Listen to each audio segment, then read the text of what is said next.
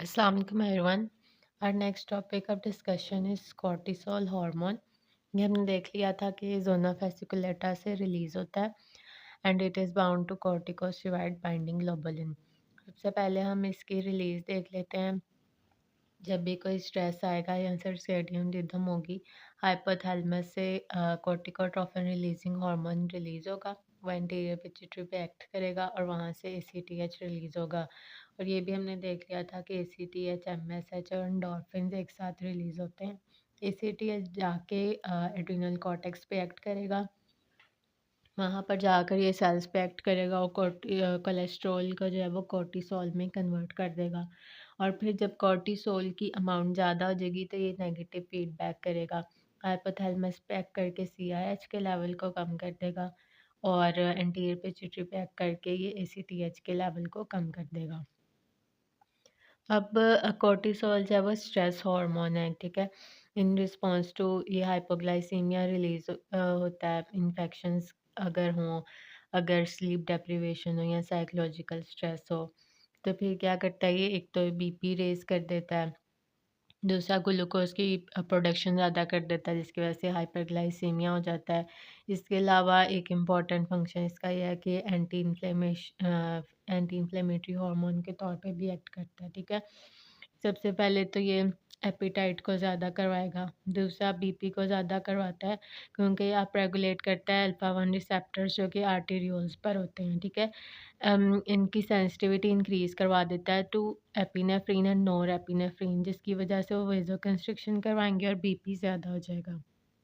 और अगर इसकी हाई कंसंट्रेशन होगी तो ये मिनरलोकॉर्टिकॉइड रिसेप्टर्स पे भी एक्ट करेगा और एज एल्डोस्टेरोन फंक्शन करेगा, सोडियम वाटर रिटेंशन करेगा जिसकी वजह से बीपी ज़्यादा हो जाएगा। इसके अलावा ये इंसुलिन की रेजिस्टेंस भी ज़्यादा करता है, यानी इंसुलिन फंक्शन नहीं करेगा सही तो ब्लड में ग्लूकोज़ का लेवल ज़्यादा हो जाएगा। जब ब्लड में ग्लूकोज़ का लेवल ज़्यादा होगा तो इंसुलिन का लेवल और ज़्यादा हो जाएगा। जिस तरह डायबिटीज़ के पेशेंट्स में होता है, तो इसलिए हम इसको डायबिटोजेनिक हार्मोन भी बोलते हैं। इसके अलावा हमने देखा था कि हाइपोग्लाइसीमिया के रिस्पॉन्स में रिलीज़ होता है, इसने ग्लूकोज़ का लेवल ज़्यादा करवाना होता है और वो कैसे करवाएगा? ग्लूकोनियोजेनेसिस करवाएगा लिवर में, एडिपोज टिश्यू में लिपोलिसिस करवाएगा, मसल्स में प्रोटियोलाइसिस करवाएगा। जब प्रोटीन्स अमाइनो एसिड्स में ब्रेकडाउन होंगे तो वो भी ग्लूकोनियोजेनेसिस में यूज़ होंगे, यानी इसने ओवरऑल ग्लूकोज़ की यूटिलाइज़ेशन कम करवा देनी है और उसकी सिंथेसिस को ज़्यादा करवा देना है ताकि ब्लड में ग्लूकोज़ का लेवल ज़्यादा हो जाए। इसके अलावा एक इम्पॉर्टेंट बात इसकी ये है कि ये फाइब्रोब्लास्ट की एक्टिविटी को कम करवा देता है जिसकी वजह से पुअर वुंड हीलिंग होती है। कोलेजन की सिंथेसिस भी कम करवा देता है और स्ट्राया फॉर्मेशन ज़्यादा करवा देता है। अब इसका इम्यून सिस्टम में भी बहुत इम्पोर्टेंट रोल है कि ये as a anti inflammatory hormone act करता है, इन्फ्लेमेशन को भी कम करता है और इम्यून रिस्पॉन्सेस को भी कम करता है, क्योंकि दो जो मेन प्रोडक्ट्स होते हैं इन्फ्लेमेशन के, ल्यूकोट्राइन्स और प्रोस्टाग्लैंडिन्स, ये उनकी प्रोडक्शन को इनहिबिट करवा देता है। इसके अलावा ये WBC की एडहेजन को भी इनहिबिट करवाता है जिसकी वजह से ब्लड में न्यूट्रोफिल्स का लेवल ज़्यादा हो जाता है। इसके अलावा इओसिनोपिनिया और लिम्फोपिनिया करवाता है, यानी लिम्फोसाइट्स और इओसिनोफिल्स का लेवल कम करवाता है लेकिन न्यूट्रोफिल्स का लेवल ज़्यादा करवाता है, ये बात याद रखनी है। इसके अलावा ये हिस्टामिन रिलीज़ को भी ब्लॉक करता है फ्रॉम दी मास्ट सेल्स और इसके अलावा ब्लॉक करता है इंटरल्यूकिन 2 प्रोडक्शन जो आरबीसीज़ में, ठीक है। और एक इसमें इम्पॉर्टेंट बात ये है कि बोन फॉर्मेशन को भी कम करवाता है, ऑस्टियोब्लास्ट की एक्टिविटी को कम करवा देता है, जीआईटी से कैल्शियम की एब्जॉर्प्शन कम करवा देगा और कोलेजन 1 की प्रोडक्शन कम करवा देगा जिसकी वजह से बोन फॉर्मेशन भी कम होगी। और इसमें एक इम्पॉर्टेंट बात ये है कि जो एक्सोजिनस ग्लूकोकॉर्टिकॉइड्स होते हैं ना, क्योंकि हमने देखा है कि वो इम्यूनिटी को कम कर देते हैं, वो ब्लॉक करते हैं इंटरल्यूकिन 2 की प्रोडक्शन को जिसकी वजह से इम्यूनिटी कम होगी और रीएक्टिवेशन होगी टीबी की और कैंडिडियासिस की, जो कि तब होते हैं जब इम्यूनो कम्प्रोमाइज स्टेट में हो बॉडी।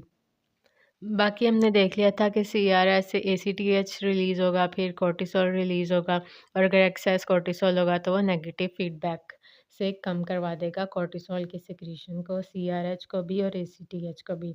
और अगर क्रॉनिक स्ट्रेस हो तो उसकी वजह से प्रोलॉन्ग कॉर्टिसोल सिक्रीशन होगी या एट द एंड कॉर्टिसोल की रेजिस्टेंस हो जाएगी और इम्यूनो कॉम्पिटेंसी इम्पेयर हो जाएगी और ये जो हाइपोथैलेमिक पिट्यूटरी एक्सिस है ये भी डिसरेगुलेशन हो जाएगी इसकी।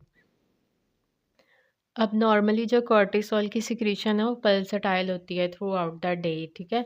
कॉन्टिन्यूस रिलीज़ नहीं होती। इसकी सब पीक आती है इन द मॉर्निंग 6 एएम पे सबसे ज़्यादा इसकी पीक आती है, ठीक है? अब इस किडनी और इस वजह से ना ये हार्मोन स्टोर नहीं होता क्योंकि ये कोलेस्ट्रॉल से ड्राइव होता है ना, तो कोलेस्ट्रॉल एक लिपिड है तो ये सेल से अंदर और बाहर ईज़िली जा सकता है इसलिए ये स्टोर नहीं होता और जैसे ये प्रोड्यूस होता है तो ये सिक्रीट हो जाता है। बट किडनी और जो कॉलन है ना उसमें एक एंजाइम होता है 11 बीटा हाइड्रोक्सी डिहाइड्रोजिनेज 2 जो कि कोर्टिसोल को इनएक्टिव कोर्टिसोन में कन्वर्ट कर देता है जो कि ब्लड में एज अ रेजरवायर रहता है, ठीक है? और इस एंजाइम को इनहिबिट करता है लिकोरिस लिकोरिस जिसको हम मुलट्ठी बोलते हैं, तो उसकी वजह से बीपी ज़्यादा हो जाता है। ये हमने कल भी देखा था पाथवे में जो ग्लिसरॉल्टिनिक एसिड था वो भी लिकोरिस का ही डेरिवेटिव होता है।